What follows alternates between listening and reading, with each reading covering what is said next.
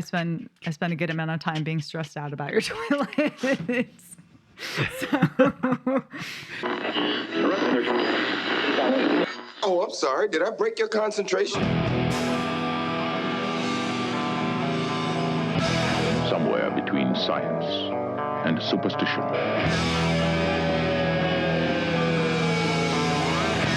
We have such sights to show you.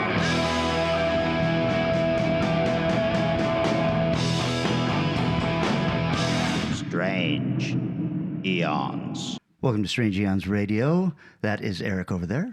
Hello. That is Vanessa over there. Hello. I am Kelly. Happy New Year. As this drops, it is the, second? Yeah, probably. So that's amazing. We are recording this just a couple days after Christmas, so I hope you guys had an amazing Christmas. Yeah, pretty, at the beginning of each year, I change the season or the season number. Oh. So this will be the first episode of season 7. What the heck? Oh my God. Jump the shark 7. about season 3, in my opinion, but It just kept going. For some reason, just making those spin-offs, I got for Christmas a lovely cold. So I will be trying not to snot and sneeze all over the microphone, but no guarantees. So New Year's, guys, 2025. We're living in the future. Oh, yeah. 12 years beyond the first Blade Runner. Oh, shit. We're behind on the times, but for most of that, I'm okay. I don't think the Blade Runner future is the one I wanted. The large corporation thing getting seems there. to be online, but We're everything well on else. our way. I have started my 2025 goals. Oh, my good. goodness. Very cool. Just a few things on it right now, but some fun stuff coming up. And in fact, after I kick you guys out of here today, I'm going to sit down and watch my first episode of my masterclass with writer Yay. Ken Follett. Nice. Excellent. What has Ken Good Follett choice. written, by the way? He always writes these big epic stories. The one that I remember really loving was called Pillars of the Earth. Okay. Yeah. And they're just, I don't know what you would call them, historical drama. Okay. But his writing style is just so gorgeous that I decided that, okay, if he's got any hints on how to write like this, then that's what I would like to hear. Yeah, Nice. definitely.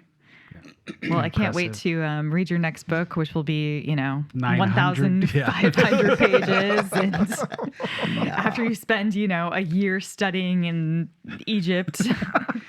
No, I have come to realize that I like reading those old style 80s horror books that were 200, 300 pages long. yeah. And I like writing stories like that too. They burn along and everybody's happy. Nobody ever is like, should I finish this? Because really, It's 200 pages. you've only got 50 pages. Crap, I'm already 50 pages into this. I'm going to keep I've going, already or there's only finished. 50 pages left. I'm finishing this son of a bitch. I am going to get right to what I have seen, you guys. Okay. Okay. Well, this morning, in fact, I watched the final episode of a very lackluster season of What If? Oh, I geez. heard bad things about it. Totally missed that it had even come back. They do this weird thing around Christmas where they release it once per day, 8 episodes, and so today was the last day of that. And Bummer. I don't know what went wrong. I have my theories on what went wrong. These episodes all were like, what if Shang-Chi and the new female Hawkeye were in the Old West? Okay. And I was like, or what if Agatha went to Hollywood and had to fight the main guy from the Eternals? And I was like, okay, these are all movies that didn't do that great and characters that we weren't all that interested in. So seeing stuff about them, I was like, can we get to some of the fun people again? We get a couple of Captain Carter episodes, and that's always nice. Nice. But the ending, spoiler, basically shows a bunch of images of characters that, are what if type characters and everything. And I would have rather seen all of them. There was a Ghost Rider samurai. There was the Peter Parker with 8 limbs instead of 4. Oh, yeah. Oh, man. They had Deadpool with a lot of guns, and I was like, I think that's just Deadpool. I think we got that. But they were playing with stuff that they haven't done anything in the movies yet, and I was like, yeah, let's see some of those things, some of the big characters. Man. That's what the comic book was about. Yeah, crazy stuff sometimes, man. Really cool. One of the episodes was Howard the Duck and Darcy get married, and they have an egg, and this egg is going to become this cosmic being. Oh my God. And I love me some Howard the Duck. Yeah. And I even like Darcy well enough. But this was just like, okay, you guys, these are third tier characters at best. And you got to make what they do interesting to all of us. Yeah. What if Howard the Duck took the Captain America's throne? There you go. That's a great one. Oh my God. Yeah, So- exactly. I feel like they have just missed the boat over and over and over again on What If. And all they have to do is like buy some old issues of the comic and they'd be good to go. They'd be like, all right, I'll just rip Yeah. off these, 5 cool, interesting stories that had the biggest, purchasing history. That sounds good. I completely agree. As a actual buyer of those comics when they were coming out, I was like, boy, there's some really neat stuff that could have happened. But you're also, so they're clearly limiting this to the cinematic universe what ifs. So you're not going to get any real X-Men storylines because they haven't brought them in yet. And you're not going to get any Fantastic Four storylines. So, Yeah. so we're just, but if you're going to do that, then, okay, it's got to be Iron Man. It's got to be Thor. It's got to be the Hulk. Right. Or Spider-Man. Plenty of big characters already out there in the universe. For real. Well, speaking of animations, I watched most of the show. I think it's on Amazon, Secret Level. Oh, Yeah. yeah. I've seen the first, 7 or 8 of them. Oh, okay. That's most of them. Is it okay? I thought I thought I'd watched most and then popped up 5 more episodes or something like Vanessa, that. you're not aware. They released, like 1 week later, a second season of 8 episodes. So there's 16 episodes now. Shit. Well, okay. I've seen a huge portion of the first initial lot, and I don't know what you think, Eric. It's pretty weird. Yeah. I don't know. They need to advertise them. It's more like, here's an advanced cutscene from the start of the video game you're going to see. Or Right. whatever that term is. As opposed to, because they're almost all intros and then something's going to happen. Right. Like the Mega Man one is Yeah. very much like true to and could easily fit into the Mega Man universe. And Plug in the game before you start. That's the scene you watch. And then you go out and you're battling. Pac-Man seemed to be one of the few that was That a was full great. story. that was the one I was going to mention. That is unhinged. I was like, Yeah, it was. what the fuck am I watching? And it will really, I feel like I don't know if I'm ever going to be able to play Pac-Man the same again because like, now I'm like, oh no, what is this monstrous universe? I don't know where the hell they came up with that, but that is, what the fuck? Yeah, I really love that episode. I've watched all of them, and I can, honestly say you don't need to watch the back 8. Yeah. The first 8 are Plenty. relatively good. I like the Dungeons and Dragons one. I The like the one Dungeons with Dragons one. Schwarzenegger. Yeah. I loved the Warhammer robot was good. fighting the humans tournament thing. Yeah. Was that the, no, that wasn't the Keanu Reeves. No, the No. Keanu Reeves one, That's like I didn't like. Yeah, the Keanu Reeves one wasn't great, but it's an interesting game. So I was sort of like, okay, like I'm kind of, Yeah, I think that was part of the problem with some of them. If you're not familiar yes. with the game, you lose a lot of what's going on. And Yeah. that's probably why Pac-Man worked, because, that's the game. You don't need to. You don't need to know jack. You don't need to know nothing about that. Yeah. I think you're right though. The robot versus humans one Now, was have you pretty played cool. that game? What was that, Tournament of something? Or? I have not. I haven't played a lot of these games actually, but I know enough about them to understand. Because I, as you know, have not played any of those games. So I was just like, if it was a decent story, I was like, okay. And there were things on some of them that I was like, I bet you I would get this if I had played the game, Yeah. but I don't get it. Yeah, that's So that fair. might be my problem with the back 8. Even more obscure video games. Yeah. Now I gotta know what Well, the back no, 8 not were. obscure, because they're gigantic games. Oh, well, I just yeah. don't play video games. So Yeah, for sure. I mean, some of them, my husband, who plays a lot more games than I do, was like, okay, so this is what you do in this game. It's like the 1 minute blurb. And I'm like, all right, okay, I'm ready. Thank you. Show me this 10 minute short about that universe now. But yeah, I don't have time to get into a lot of them. But still, it's an interesting idea. I'm not sure why they did this. Frankly. Video game company said, hey, here's some money. Yeah. well, it's also, I mean, it had to be very expensive, right? Yeah. And I had heard nothing of it until I turned on Prime, and it was like right there showing me a commercial of it available now. And I was like, huh? what is this? There is one interesting one out of there that you guys might not know about, but one of the games was meant to be released this year and got shelved because it just had too much. I think it went into early release and way too much backlash. So one of them that came out, they'd already gone into production to make this little short about it, and the game just doesn't exist. Oh, that's So interesting. it's kind of a weird one, but yeah. Nice.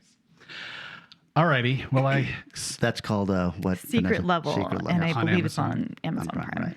I caved to the Strange Eons radio pressure Oh. and watched Hot Frosty. Oh, yes. We can talk about Hot Frosty. Yes.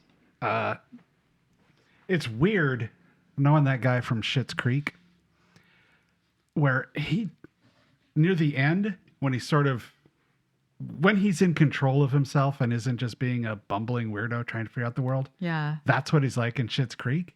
Oh, so this lead is from Schitt's Creek? I Yeah. was the Okay. same. I was He's like, the, who is this guy? veterinarian. Oh, I the vet. I Oh, yeah. haven't watched it, so.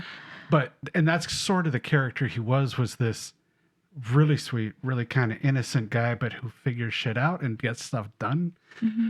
I thought he was really weird as the bumbling guy. It's like, I don't know if that hit you guys differently. He just didn't seem like that was his strength as a performer. Listener first, if you have not seen Hot Frosty, available on Netflix. Yeah, Netflix. This is about a snowman who comes to life as a very ripped human being.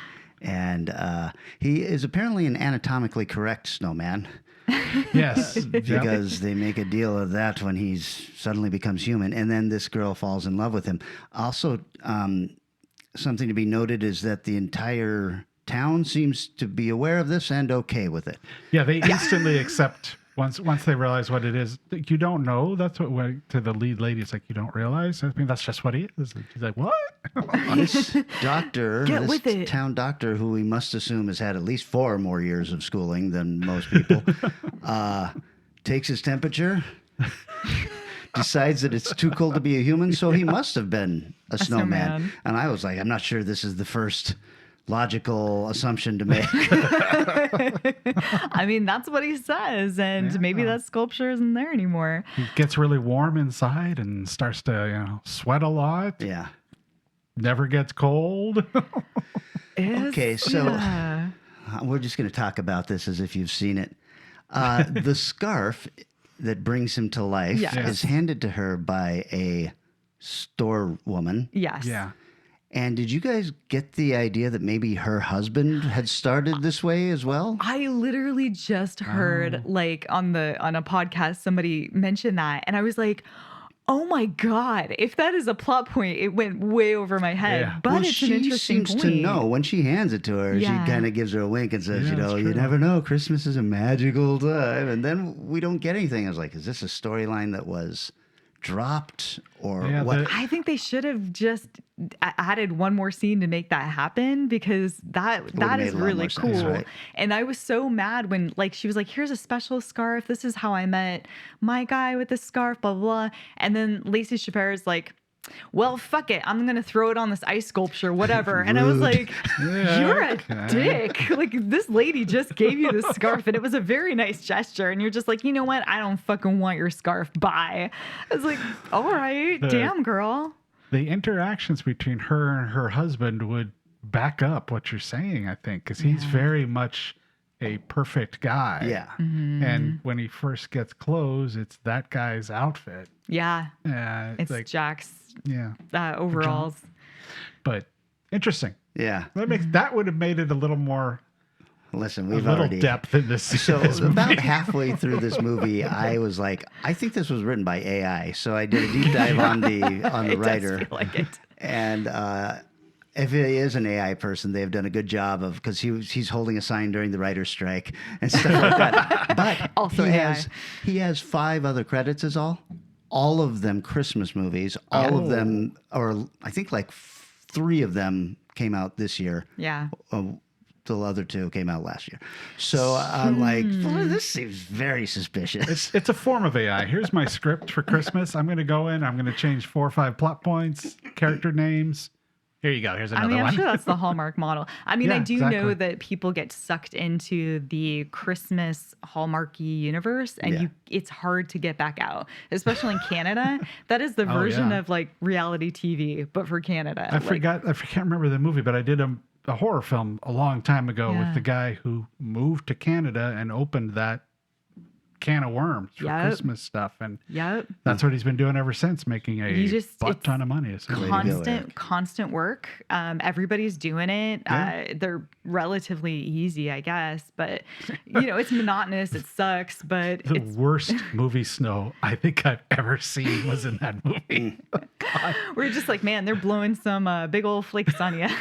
It looked more like, especially the snow sculptures, looked like styrofoam. They did I'm look pretty like sure it's styrofoam. carved Everything in that styrofoam, and then they universe didn't bother looked to bad. like cover it with.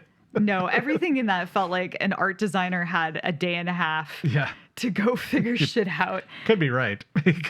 I think probably it's always been the same. It's just that our TVs are so much crisper, you can tell it's styrofoam now. Yeah. The other thing that didn't make sense to me story-wise, why I thought it was AI, is the logical thing is not that he's going to be that he's going to dry out in jail. It's that the scarf gets taken away. I know. And that never happens, right? So, That's what I thought, so I was too. like, The scarf- fuck? We know how this story goes. Right? I was right there with you because at one point when he at some point in there, she actually takes his scarf and I was like, oh no, he's going to die now.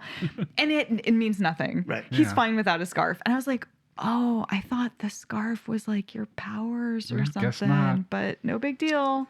Okay. Yeah. Like Yeah, that would have well. been a good story I point as fell well. to the thing, and But boy, I got to say, about 5 minutes in, I was like, God damn, you assholes are just punking me out. But as it goes, it's fine. But man, it has some. It's better than a lot of them, which I have is not seen. horrible to say. I don't think I've ever seen a Hallmark Christmas movie. Oh, So I have begrudgingly watched them. My mom watches a lot. Sorry, Mom, I'm gonna out you here on the podcast, but she watches a lot of this stuff, and so I would occasionally sit down and just watch them with her and just be like, this is wrong. This sucks. This thing is terrible. Yeah. Why is this happening? I don't understand. Why is this woman giving up her job to move to this shitty little town because she's quote unquote in love with this guy she's known for 1 minute? So I've seen a lot of them and they are mostly just unwatchably bad. So at least this, I was like, there's like an actor or two who's trying. That's kind of nice. yeah. Like it has a full story, even if it has a few plot holes. yep. Yeah, I think it's the only way to watch these kind of movies and have a good time is to then question like every single thing. Because I was just like, they're going to let this drifter who is coming to town with no last name work at the high school? Yeah. This seems like a bad choice. This guy that all these students are enamored with Yeah, almost like- immediately. Oh, yes.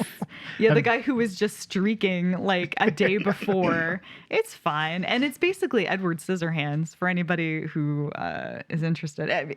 All the old ladies fall in love with him. He's Yeah. doing Yes, weird that's like true. handyman work. And Yeah. yeah. Hot Frosty is available on Netflix, and the holiday season is almost over, guys. So you want to watch this. You got to get on Get it. on soon. Let's see. I have started watching. I don't know why I do this to myself. Okay. I have started watching Skeleton Crew on Star Wars, which is the new Oh. Star Wars live action show. Man, Wow. Disney's just pumping stuff out right now. I Huh? thought they said they were going to pull back on their Star Wars. This is them pulling back. Wow. Only every 3 months. Yeah, that's right. Yeah, no big movies. We're just going to keep putting these. It's shows probably out. stuff that they had half finished already, and they're like, I'll just be, throw yeah. this shit out there. This one is definitely aimed at kids, and It's got, a group of children who get stuck on an old pirate ship and they're trying to find their way back to their home. And of course, it's just out in space. So they've got a helper robot who was part of the original pirate crew who has some kind of little mouse thing that lives in his eyeball. Oh my God. And then Jude Law, who convinces them that he is a Jedi and that he can help them get back. And he's clearly just another pirate with maybe some force abilities or something like that. And this final episode I just saw, which is number 5, I think, suddenly shows him put out his hand and a lightsaber comes flying into it and he lights it up and then they go to credits. And I was like, all right, fucking 5 episodes to get to something cool. It's rough, man. Is it? Sorry, maybe said this, but I missed it. Is it animated or is it live action? It is live action. Oh, Oh, that is man. weird, man. That is one of the more Disney-ified sounding Star Wars things they've done with it. I know a lot of people I've been watching online are loving it. Yeah. But those are all people whose opinions I always go against during the films and stuff like that. So they'll hate, a movie that I thought was one of the better ones. And then they love this. This brings me back to what Star Wars was like. And I was like, this is not what Star Wars was like. Star Wars was for kids, but it was for kids to look at adults, instead of looking at kids. Yeah. Well, they might be referring to the Ewok Adventure. I was thinking more like watching they this. grew up on the 2002 quote unquote second trilogy of Lucas as opposed to the It could be. original, which It could be. is a Yeah, lot more I realize cartoonish. everybody's Star Wars is different. Yeah. This one, it has taken a long time for me to be like, oh, okay, I guess I will watch this next episode. Who am I kidding? I will watch every shitty Star Wars thing they do and complain about it. Yeah. But There you Andor go. should be coming out in this year sometime. Yeah. Andor season 2. Oh, So that's cool. That is cool. hopefully. I saw it in the Disney coming this way this year trailer. I saw pieces of Andor in there and I went, oh, that's right, that show exists. Cool. I'm excited. I'll have to rewatch it because I don't remember what the fuck is happening. But Yeah, it's a couple of years ago. I know, right? So that was Skeleton Crew on Disney Plus. Man, it's rough because I've been watching almost a Christmas movie a day, and there are so many things I could talk about. But I do feel like I need to mention that Lower Decks is officially finished.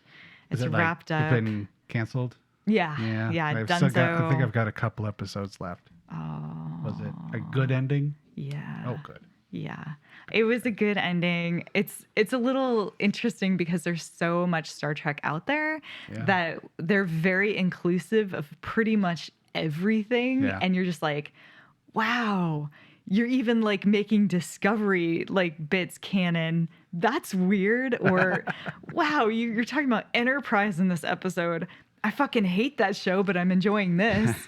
So it's been a wild cool. ride, but I really love this show. I think that they did a great job, and I'm really sad it's done. But it did end. The last episode was like it felt like it was literally written for me. So Oh, very cool. yeah, I look forward to seeing that. Yeah, because I love that show too. Is there a reason why? I mean, it seems like everybody loves this show. Why would it be canceled? probably. I mean, I think it already had to go from wasn't it on a different platform, and then somebody else bought it to finish up I thought it was always Paramount Plus. Would That be. is Paramount. Was it not on something else? Because Paramount holds on to Star Right. Trek like Yeah, like nobody else. yeah, I don't know. I'm not sure why, but maybe their ratings just aren't quite good enough, or they weren't good enough, or I don't And it's know. a pretty strong, consistent creative team. Maybe they're like, we're ready to do something else. Yeah, I don't know. How could you even tell what your ratings are on these streaming things? You can tell how many viewers you have at a certain time, but that Well, doesn't mean they're watching the same thing. Here's a big secret: if they don't have new Star Trek on Paramount Plus, nobody's subscribing. So they've all canceled. There's no one who's subscribed to Paramount Plus who isn't just watching it for Star Trek. So they have a specific model. NFL football. Oh my god! CBS. All the Okay. CBS. Is it Game, like yeah. All okay? the CBS games are available through there. Well, now there's two Unlike reasons. the frigging Fox piece of crap streamers who don't carry any football worth a shit. It's so hard to That's watch. weird. Eric might as well football. have just said, fucking nerd. Yeah, but I watch all the Well. Star Trek stuff too. I'm just saying, I don't know what else there is. I mean, I guess I didn't realize they had sports on there because I'm not Well, yeah. watching that. But yeah, for the most part, they don't have that much content. Like, it's just really so little aside from Star Trek. When you're going through the carousel, you're like, oh, okay, I guess this one movie is out on Right, here. you That's might cool. dive a little deeper there. Do they have like, they've all got the Paramount Yellowstone? movies, a lot of the Paramount movies are available on there. Yeah. And a lot of the Ever heard of The Godfather? Godfather. Yeah, I've seen it a million times. It's fine. I Well, don't need then to you watch it should on watch, Paramount. what's that Godfather making of series Oh, that yeah, was so the- good? Yeah. The Offer. Yes. The Offer. I think you'd actually love it. Is Yeah. it? It's a documentary. It's very No. inside Hollywood. Oh. No, and I doubt any of it actually happened yes, that way. But exactly. but I sure hope it did. Speaking of old Hollywood, I was at Amazon doing the look around things. Like, you know what I feel like watching? Because I used to watch when I was a kid. Parents loved the Rockford Files. Nice. Holy shit. That is. I've watched, I don't know, I've watched like 3 episodes. The first one's a 2-parter. Okay. And With Lindsay Wagner. yes. I've watched the Rockford Files recently myself. Oh, have you? Yes. Love that opening music, man. I just- What is the Rockford Files? Oh boy. Yeah, I didn't figure you might know that. It's a guy who's a private detective, hireable. One thing they do, I love that they've seems to have gotten completely away from in movies, is his hiring fee is upfront, and he talks about it, especially in the first episode, $200 a day plus expenses, which of course he changes as it's going along. Yeah. But it's oh fuck, I just blanked on his name. Who plays Rockford? Oh shit! No, I just did too. I was like Jim Rockford. Yeah, Jim Rockford. Yes, that's it. Him and his dad, Mr. Rockford. But he's a detective for hire. He's got, like friends in the police force and all that kind of stuff. But like the first episode, the first kill, I was like, Jesus. It's just this hard hit, fast, like with even a little blood involved. Going, okay, that surprised me a little bit. The stories, they're good, well written. Characters move. It's got a completely different style of storytelling movement, at least than modern detective shows. You've got the L.A. Law, which is dun, dun, okay, next thing's going to happen now. It does none of that. Oh. It is not necessarily you immediately know what's going on and how it's going to end. Oh. It sometimes it's a little bit, but usually you're kind of like, even after the end of the first 2 episodes, I'm kind of like, okay, now what exactly happened? And okay, you think back, okay, it's all there, I got it, but it wasn't. Here's your platter. I am telling you this. How long are the episodes? Are they like half They're an hour? longer. Or They're, 45? Probably 45 minutes without commercials. So Okay. They're a little bit longer than you get nowadays. it was an hour show. James Garner. James Garner, yeah. Wow. The wheel moves slow, but exceedingly fine. Might take me a minute to get there, but I will get there. I vamped a bit there for you. Thank you. Along with that, then I started watching Kojak. Oh, really? I don't And- know if I originally watched that. I think my dad didn't. It was maybe too adult for me, but my dad also watched Rockford Files, and that one's just so much fun. Yeah. This is not a fun show. I was really surprised to see a very young, extremely handsome Harvey Keitel as the bad guy in the first episode. Oh, cool. And he kills a couple of cops and then takes a bunch of people hostage in this gun shop. And I was like, Jesus Christ, these were violent shows. Yeah. there's a little bit of that with the Rockford Files too, but yeah, he's Garner's so much fun. Yeah. That it keeps it, even when shit's getting serious, he's lighthearted in the way he approaches things. So Yeah. if you're interested in 70s detective TV on Amazon, highly recommended. So Yeah, they got a ton of 70s stuff. I've also been going through Barney Miller and stuff like that. So I think that Prime kind of gets overlooked with all of the channels because you get Prime, Yeah. and then if something like a movie shows up, but you don't realize everything they're offering on there. Yeah, there's a lot. And if you're doing the Prime shipping, that's literally what you're paying for. The channel is the bonus. Yeah. Yeah, You're that's like, it's kinda- included. yeah, that's it's listeners may know, I recently moved in with my father-in-law. That's another adjustment. He orders virtually nothing. He just goes out and gets stuff. Oh my God. So I was like, well, that's going to be an adjustment for you when we move in here, because Dean and I just order. I mean, Amazon's obviously a big one because that's the way the world works, but a variety of different places. Yeah. Yep. No, definitely. I've started ordering from Costco. So even like, toilet paper or whatever, it just shows some guy, some poor asshole has to bring it to me. And I'm like, I'm sorry, but I don't want to go to Costco. Yeah. It sucks. The parking lot's awful. All right. I'm right there with you. Yeah. Okay, why don't we take a little break so I can blow my nose, and then when we come back, Eric, we're talking about religious films.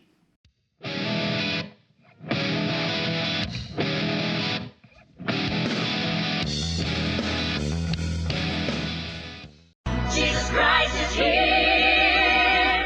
Introducing the Jesus Christ action figure with walk-on-water action! I'm Jesus, King of the Jews! You're not the King of the Jews! Watch out, Jesus! It's a trap! Crucify him!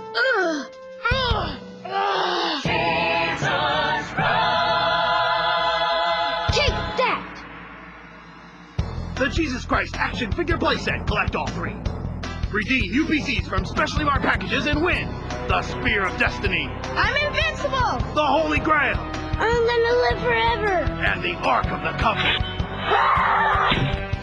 The Jesus Christ action figure playset. Go ahead, throw the first stone.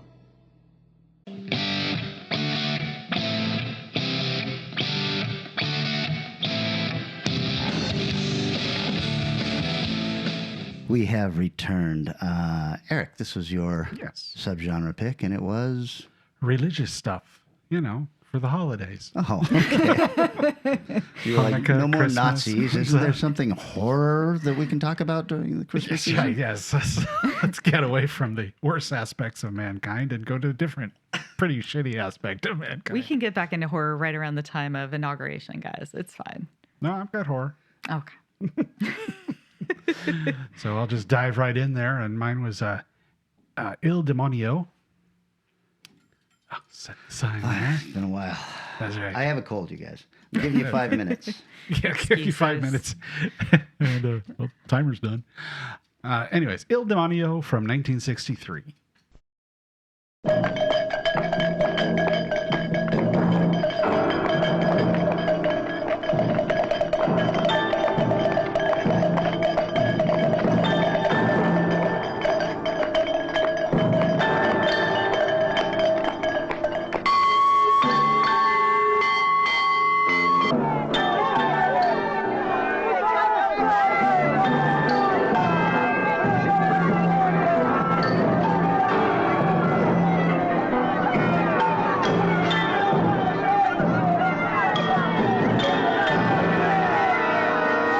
Io nascette fra liune urse, e la sirena me cantai li versi.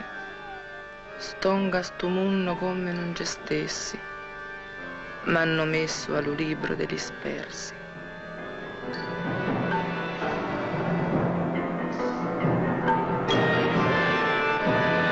Nel nome del Padre, del Figliuolo, dello Spirito Santo, così sia.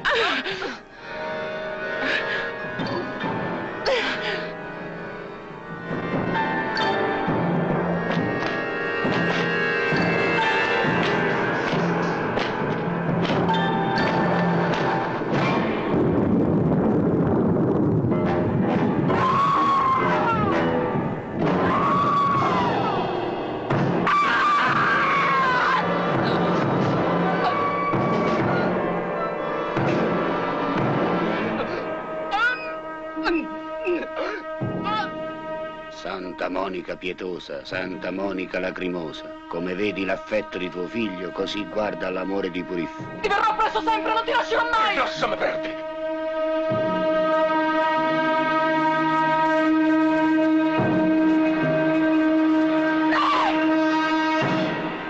Ferma, basta, lasciala! Lasciala! Sì! Mi sta ammazzando, basta, lasciala! Lasciala!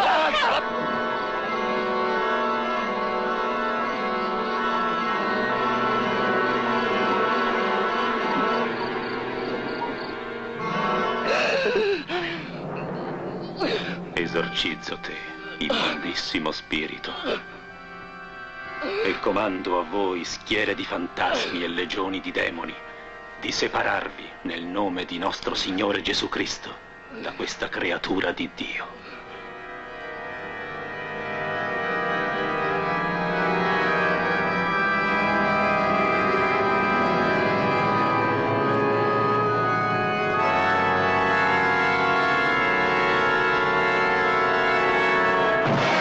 This has it's like a 79 rating on Rotten, so it's fairly well regarded.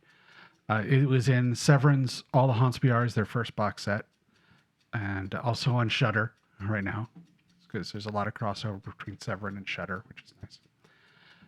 Directed by Brunello Rondi, who is widely known for Riot in a Women's Prison and Run Psycho Run. Okay, we've all seen all of those, right? Written by Hugo Guario, who has written 75 movies, $20,000 for 7, Wrath of God, and The Whip and the Body.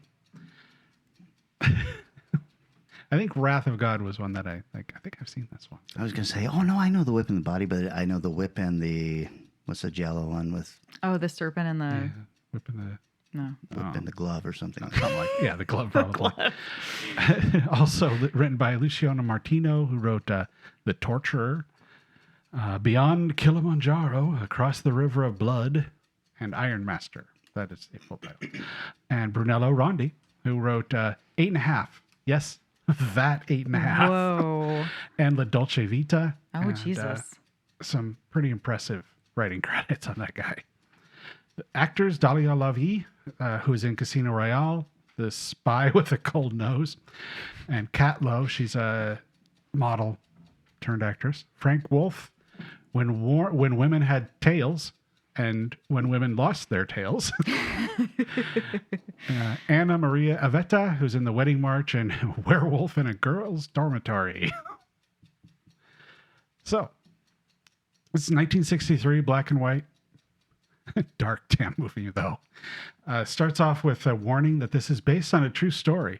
Demonic possession is scientifically verifiable and a fact of life in Italy, just as it is any place else in the world. Like, okay. The first scene's a woman poking herself, like, right there in the chest with this big needle, and it sure looked like she really did it. Then cutting a bit of her hair and getting the blood in the hair as she moves the hair away. There's some stuck in the wound, and making some kind of a talisman. She's kind of a witch there. And her main goal in this movie, disturbing obsession, is to win over this man named Antonio, who wants nothing to do with her, and is already set to marry. Although she does kind of seduce him a couple times, not to any kind of beyond the beginning of kissing and stuff, but you can tell he wouldn't mind enjoying her company, but he's not going to. He's Italian. Exactly. She does trick him into drinking blood or wine laced with her blood, and says she's cursed him, and now he will love her or die unless he marries her, which, nothing really comes of that. There's a death of a character, and part of the death is this circle of people form around, and they just confess the worst things they've done. Like, one guy's confession is, my wife died 10 years ago or something. I now go into my daughter's room and watch her sleep naked. I'm like, oh my God. Oh, Jesus criminy. So she confesses that she had been talking to Satan and has been possessed by him, is why she does all the witch things she does. And of course, being the kind of world it is, when she goes she's given to a priest to figure out, I think he's a priest, to figure out if she's possessed or not. And it gets uncomfortable, kind of gropey and stuff. I mean, it's 63, so it's relatively tame, but at the same time, uncomfortable scenes. These are not fun to watch. So it moves from the witch to possession. The possession scene is wild. There's some stuff online I read about this inspired The Exorcist. I'm like, well, she does crab walk, but that's about the extent of it. All the rest is, just standard exorcism rituals that you see in any exorcism movie. But then it goes back to her being a witch. So I don't know. They never really finalize demon possession. So, couple little notes. There's not a lot of notes on this film. It's not particularly well known. Although, if you have any interest in older Exorcist horror films, highly recommended. It's incredibly well done. Cool. It showed at the Venice Film Festival, and then the Italian censors promptly banned it, describing it as the most offensive film to have been made. And wow. Hawk Variety calls a gruesome tale made even more frightening by fact is loosely based on recent actual happenings. Okay. Sure. But as a movie, pretty damn good. Another win for Severin with that amazing All the Haunts BRs box set. Nice. What was this called again? Il Demonio. Il Demonio. Okay. I think it's the demon. Yeah. Okay. That sounds very cool. Vanessa, you feel like going next? So feel like it. So ready. Wow. I'm the most ready you have ever been. It's so true. Okay. So I went with the most religious movie probably here, 2014's Noah. Okay.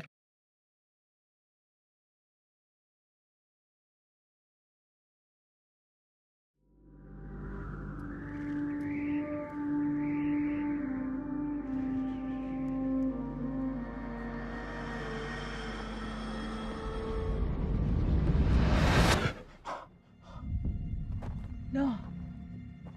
What did he say? He's going to destroy the world. My father said that one day, if man continued in his ways, the Creator would annihilate this world. Can it not be averted? He speaks to you. You must trust that he speaks in a way that you can understand. I saw water. Death by water. And I saw new life. A great flood is coming. We build a vessel to survive the storm. We build an ark. Mama! What? Them! What do you want? You don't know your king. There isn't anything for you here. I have men at my back, and you stand alone and defy me? I'm not alone.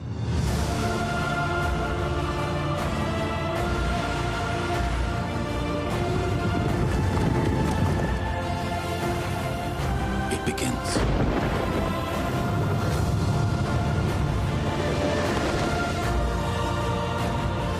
When they come, they will be desperate, and there will be many. Take the ark! I see how hard this was for you. Remember, Noah, he chose you for a reason.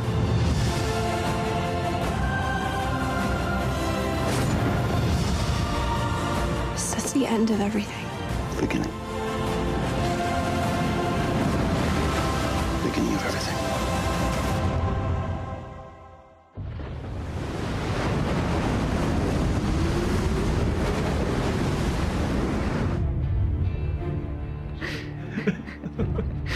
Nothing to add?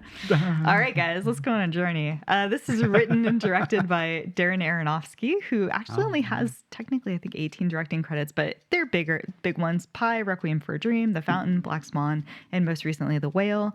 This is starring Russell Crowe, Jennifer Connelly, Anthony Hopkins, Emma Watson, and Ray Winstone. Among with other people that you probably vaguely remember.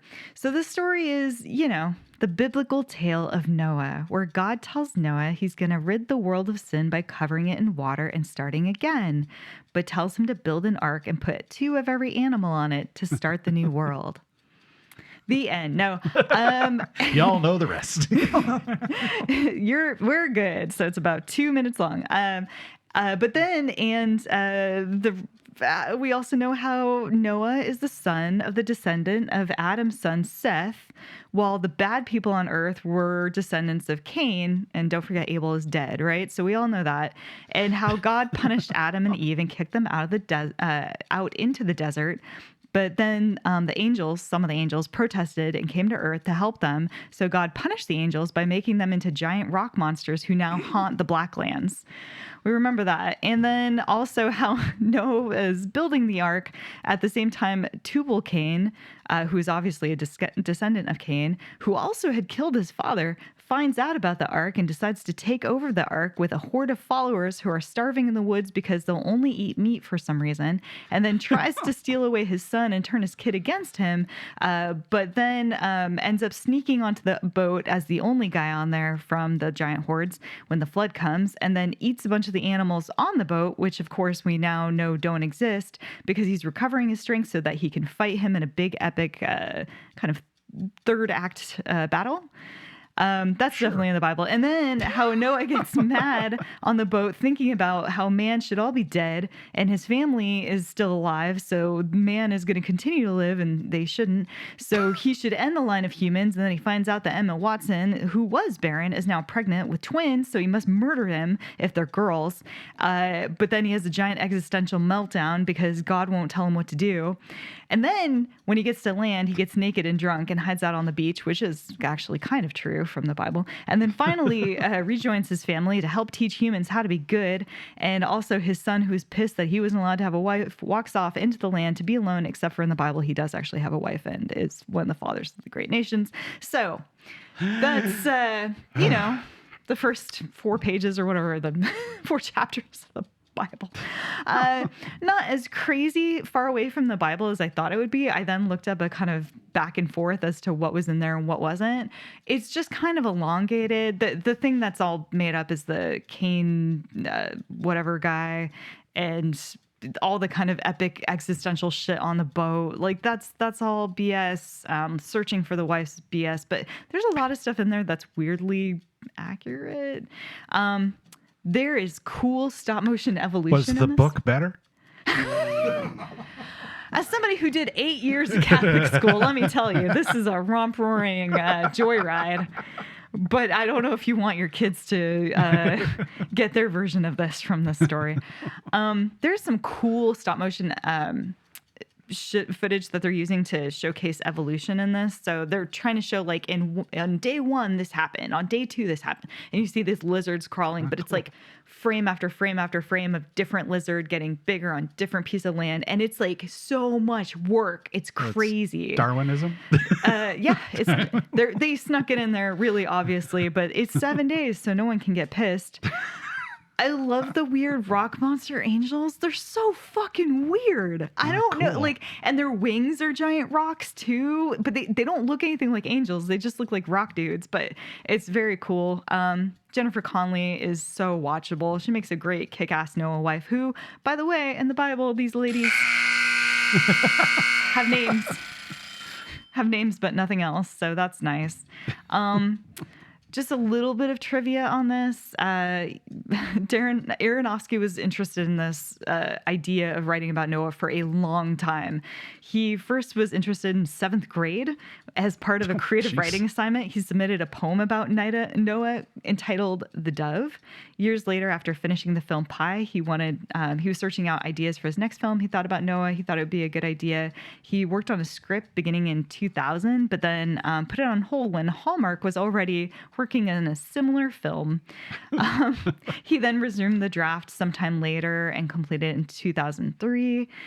He was really struggling on how to adapt the story, which of course he then has to like pad out in different ways. Man, I thought a bunch of religious institutions were pissed at this film. Actually, most religious institutions loved it. It's weird. The only people that were kind of pissed, they weren't even official institutions. It was like a few people were mad because they're like, you like gave Noah's all the wives and stuff more like power than they had, and that's stupid. And Noah shouldn't have wrestled with how to answer God's call. And also, I was like, okay, they snuck in evolution in there. Like, I guess you could get mad about that, but he does say 7 days. But most of the official stuff, like the Archbishop of Canterbury was into it, the Anglican community as a whole were into it, the National Catholic Register was into it. Like, everyone's like, yeah, cool, dude. So, what a fucking film. And done. Kelly? I love this movie. I saw it in theaters. That was the last time I saw it. And I remember being like, okay, that was kind of weird, but interesting enough. And then forgot everything about it. Nice. And rewatched it and was like, fucking hell. It's a hell of a movie. I think the second half is not nearly as much fun as the first half. I did not enjoy watching the dude like sitting on the boat for a long time. That was really stupid to me. Yeah. But yeah, once the Rock Angels showed up, I was just like, the fuck? This is awesome. I didn't realize I was getting a monster movie. I know. And then like Methuselah is just like hanging out, being like obsessed with his berries, which is also from the Bible. That sounds really weird out of context. Sitting around obsessed with his berries. Listen, what? I can't help it if that's where your brain goes. He's literally a man hanging out on the top of a mountain going, did you guys bring me berries? I sure miss the taste of having a berry. And then at the end, he's like, finally gets his berry. It's raspberries, blueberries? I think I don't know what berry he finally got to. I think he wanted any kind of berry. But cranberry? It might be like our ancient made up berry. Because there's also like stuff in the ground that everybody digs up and uses as like power. It's like this weird glowy gold looking stuff, also from the Bible. Manna. Oh, there you go. Wow. Okay. I would say that is not a bad movie if you want to watch it. At least for the first half. Russell Crowe's great.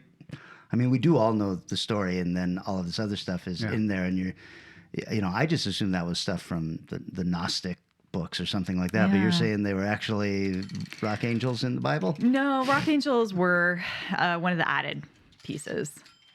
So yeah, the angels coming and helping, that was not there, but they were added when Ozzy Osbourne was born. And on that day, it's actually Dio, Rock and Roll Angels, right? Wasn't that a Dio song? Oh yeah, I think you're right. All right. Okay, giving myself 5 minutes, and I am talking about End of Days from 1999.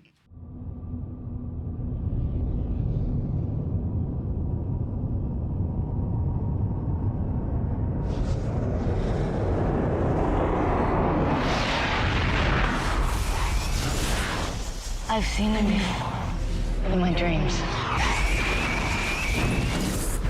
He was never real, not until tonight. There are things you never dreamed of. There's another world out there.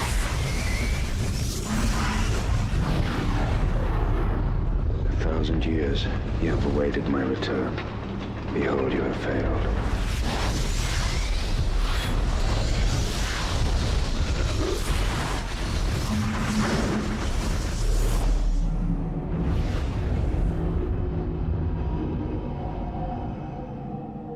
You know who I am. You're just afraid to believe it.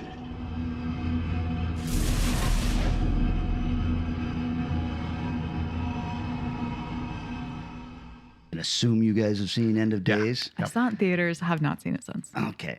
Directed by Peter Hyams, who has 25 credits, including Capricorn 1, The Star Chamber, 2010, The Year We Made Contact, Running Scared, Time Cop, Sudden Death, The Relic, and A Sound of Thunder. Jeez. This guy's made some big, huge movies. Wow. Written by Andrew W. Marlowe, who has 8 credits, including Air Force One, The Hollow Man. He was the creator of the TV series Castle and is credited with writing 173 episodes of it. And he's credited as the developer of the Queen Latifah version of The Equalizer and writer of 63 episodes of that. So this movie is going to be amazing. You would think. Yeah.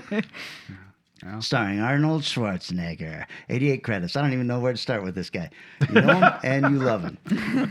Gabriel Byrne is also in this. 117 credits, including Excalibur, The Keep, Cool World, The Usual Suspects, and just recently Hereditary.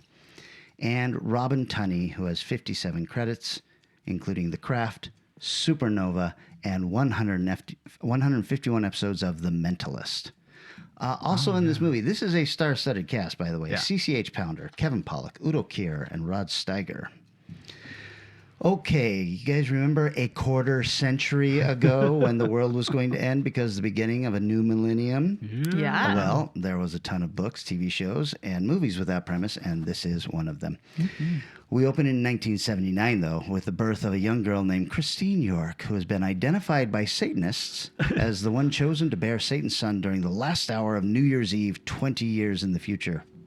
But the Vatican also knows that there is a young girl who has been born to do this, and they have sent priests out to find her and protect her at all costs.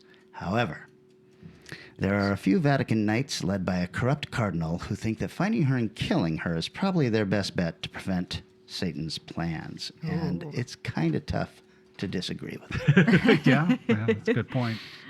So, 20 years later, near the end of December 1999, we meet retired cop Jericho Kane. I'm sorry, what? Jericho Kane and his partner, Bobby Chicago, Nice. who run an elite security and protection company. They have been hired to protect this banker, but while doing that, they are attacked by a sniper. They save the banker, and when Jericho finally runs the assassin down, he finds out it is a Catholic priest who claims that the man they are protecting has been possessed by Satan and is searching for Christine York so he can consummate their love and bring forth the end of the world as prophesied. Cool. Jericho and Bobby find Christine and save her from a group of Vatican assassins, and then it is a race against time as they try to evade both Satanists and Vatican knights and keep her away until the deadline of midnight 2000. Whoa. Will Jericho find out that seemingly everyone in New York is a secret Satanist?